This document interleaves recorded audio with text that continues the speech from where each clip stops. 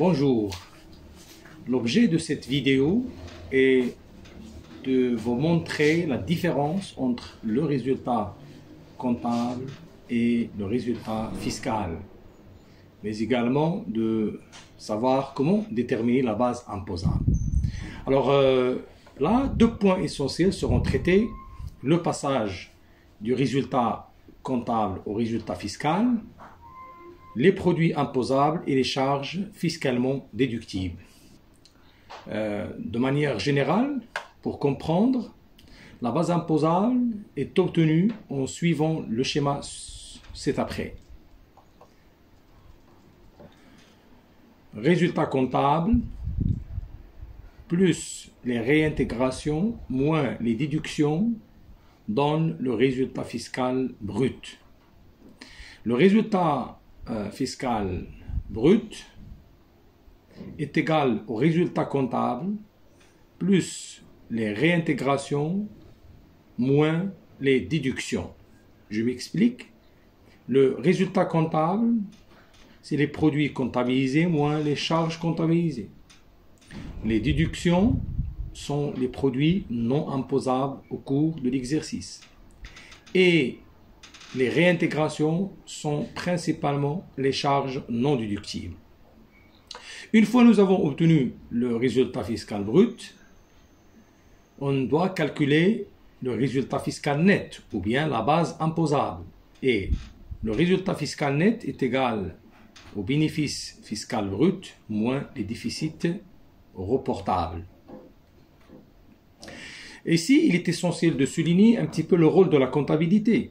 Vous savez, en plus de son rôle de preuve entre les commerçants, personnes physiques et personnes morales, la tenue de comptabilité sert comme base de calcul de l'impôt sur les sociétés. Le résultat comptable est obtenu en faisant la sommation des trois résultats qui sont connus. Le résultat d'exploitation, le résultat financier et le résultat non courant. Le deuxième point le plus important, c'est le traitement des charges et des produits. Concernant le traitement des charges, je dois rappeler quelques conditions de déductibilité de ces charges. On peut distinguer entre 5 conditions. Première condition, la charge doit se rapporter directement à la gestion et être supportée pour l'intérêt de la société. Ainsi, toutes les charges non liées à l'intérêt de la société ou à son exploitation sont des charges non déductibles. Par exemple, les charges engagées pour l'intérêt des associés ou des membres de leur famille ne sont pas déductibles. Deuxième condition de déductibilité, c'est la charge doit être constatée en comptabilité. Troisième condition, la charge doit donner lieu à un appauvrissement de la société, c'est-à-dire que les acquisitions et des immobilisations, par exemple, ne sont pas des charges parce qu'ils n'ont aucune incidence sur le résultat. Quatrième condition, la charge doit correspondre à une dépense réelle et doit être appuyée des justifications nécessaires.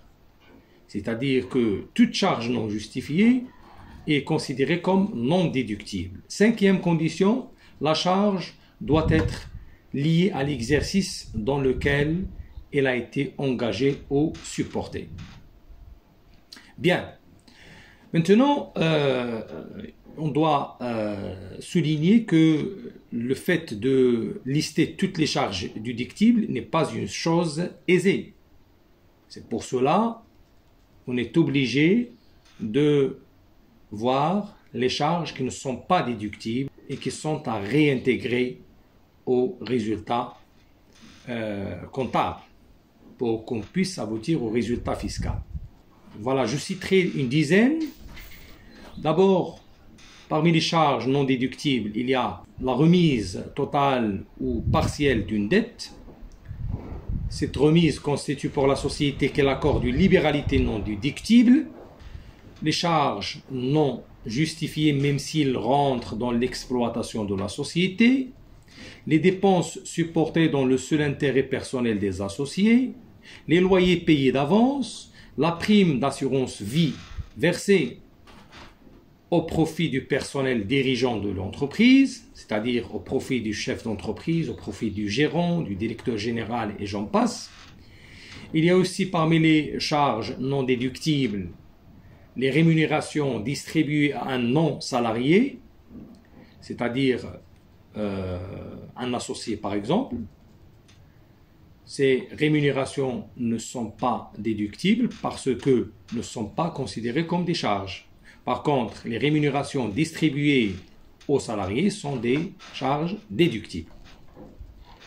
Il y a aussi les cadeaux publicitaires qui ne respectent pas les deux conditions citées par le Code général des impôts, à savoir la condition du prix unitaire, c'est-à-dire que les cadeaux publicitaires, pour qu'ils soient admis sur le plan fiscal, leur prix, toute taxe comprise, doit être inférieur ou égal à 100 dirhams.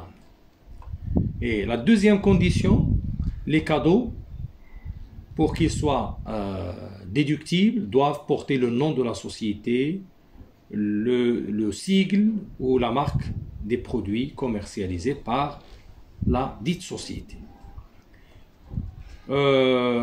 Autre cas, c'est l'IS lui-même et l'IR professionnel sont refusés en déduction.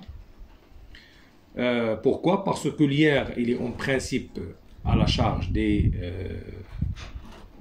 salariés et à la charge des personnes physiques, ils n'ont pas à la charge de la société. La TVA aussi, il ne constitue pas une charge pour l'entreprise. Il y a aussi toutes les majorations, toutes les pénalités et les amendes fiscales ne sont pas admises en déduction. Et je donne l'exemple notamment des infractions aux dispositions du Code de la route, les infractions à la réglementation de change, le paiement, les majorations et les pénalités dues au paiement tardif des impôts et taxes, etc. etc. Autre charge non déductible, c'est les provisions pour garantie. Ce sont des provisions constituées par la société pour couvrir le risque de la garantie donnée à ses clients, c'est-à-dire risque de retour des marchandises pour lesquelles ces entreprises ont accordé des garanties. Ce risque est équivalent généralement au coût de la réparation ou éventuellement au coût du remplacement des marchandises. Il y a aussi les amortissements des véhicules de transport de personnes dont le prix est supérieur à 300 000 dirhams de taxes comprises par véhicule. Et là, le Code général des impôts précise que la valeur fiscalement déductible répartie sur 5 ans ne peut être supérieure à 300 000 dirhams de taxes comprises par véhicule. Cette limitation concernant les voitures de tourisme n'est pas applicable aux véhicules utilisés pour le transport public, comme les taxis par exemple, aux véhicules de transport collectif du personnel de l'entreprise et de transport scolaire, aux véhicules appartenant aux entreprises qui pratiquent la location des véhicules et aux ambulances. Bref, l'autre cas concernant les charges non déductibles à réintégrer est le cas des intérêts sur compte courant associés.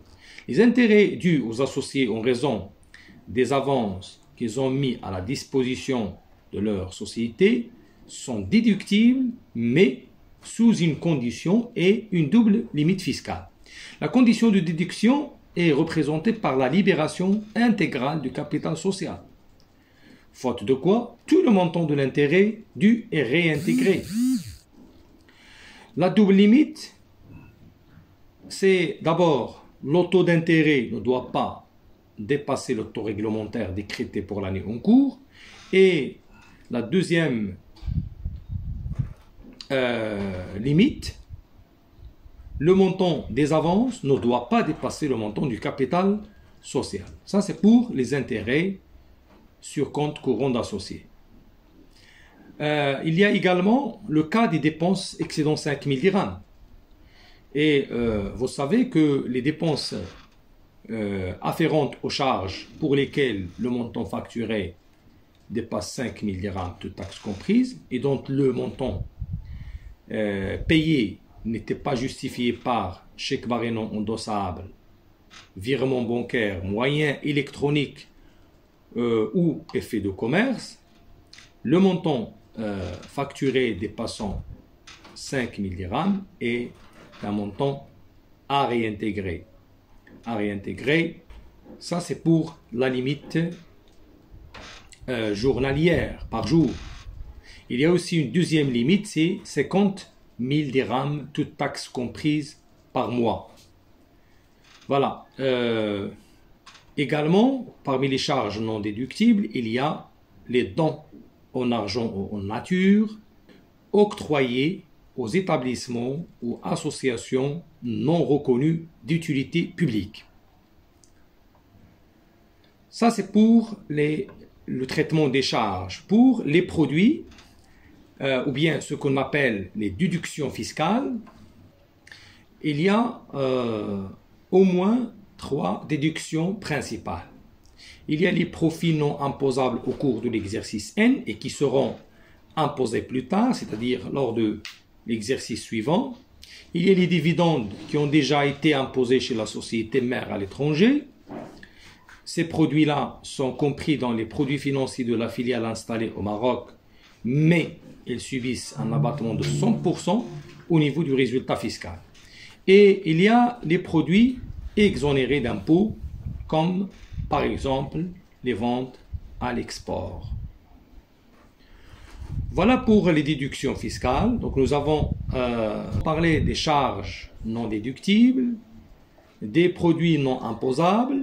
Maintenant, pour obtenir le résultat fiscal brut, on doit retrancher le déficit reportable. Et donc le déficit d'un exercice comptable, le déficit d'un exercice comptable peut être déduit du bénéfice de l'exercice comptable suivant. À défaut de bénéfice, ou en cas de bénéfice insuffisant, pour que la déduction puisse être opérée en totalité ou en partie, le déficit ou le reliquat de déficit peut être déduit des bénéfices des exercices comptables suivants jusqu'au 4e exercice qui suit l'exercice déficitaire. Voilà, donc c'est une déduction jusqu'au N-4. Donc on peut aller jusqu'à l'exercice N-4 pour déduire les déficits réalisés au passé. Bien. Voilà en ce qui concerne la base imposable. Donc la base imposable, pour récapituler, est déterminée de la manière suivante. On prend le résultat comptable, on ajoute les réintégrations, c'est-à-dire principalement les charges non déductibles, et on déduit les produits non imposables pour obtenir le résultat fiscal brut. On prend le résultat fiscal brut, on en déduit les déficits reportables et on trouve vers la fin la base imposable ou bien le résultat fiscal net. Et sur la base de ce résultat fiscal net, on va calculer l'impôt à payer aux receveurs de l'administration fiscale. Voilà, je vous remercie pour votre attention et à bientôt.